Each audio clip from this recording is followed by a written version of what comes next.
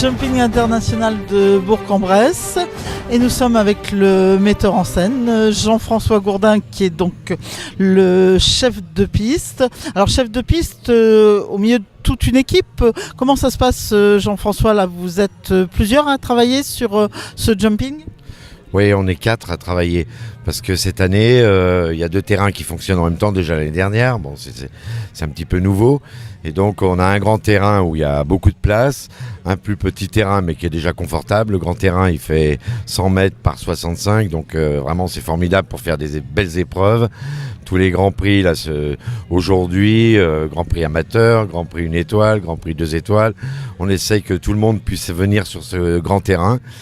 Donc j'ai besoin d'assistants et de main d'œuvre dont l'école de Mornan-en-Forêt, la MFR, qui sont formidables aussi.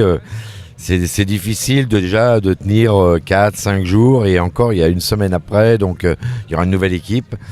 Donc ça se passe très bien, vraiment on s'entend bien et bon, ça me permet de réfléchir sur mes parcours, de les rendre délicats sans trop, de jouer sur les vitesses aussi des épreuves un petit peu, faire souffrir un petit peu les cavaliers mais d'une façon respectable quoi. Donc avec tout cet environnement, je peux bien travailler. Et donc pour bien travailler, il faut des hommes, des ressources humaines, mais il faut aussi du matériel. Là, comment ça se passe le parc d'obstacles? Vous intervenez dans le choix? Vous avez des directives sur les obstacles à mettre en place?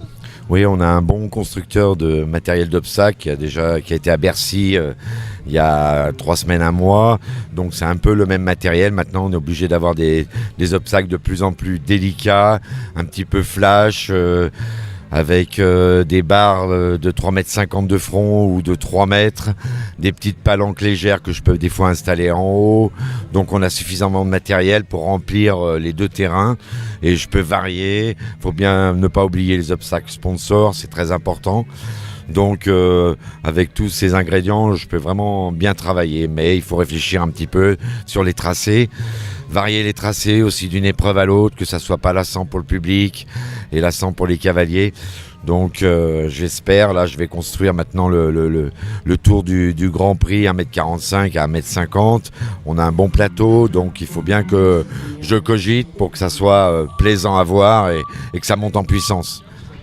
Donc une grosse responsabilité et on peut dire en quelque sorte que vous devez jouer avec des doigts de fée sur ce concours.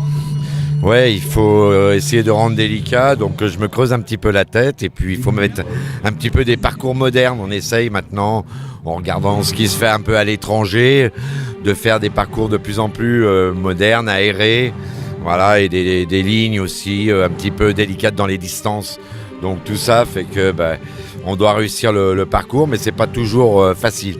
Et ce qui est vraiment important maintenant, c'est le temps accordé. On a 3 cavaliers dès le début de l'épreuve pour changer le temps accordé. S'il est trop long, trop court, on le mesure avec une roulette. Et là, il faut qu'ils aillent très vite. Ils doivent galoper à 375 mètres minute et sauter des obstacles d'1,45 m à 1,50 m. Donc c'est difficile pour eux. Eh bien, on va suivre tout ça. Merci. Merci bien.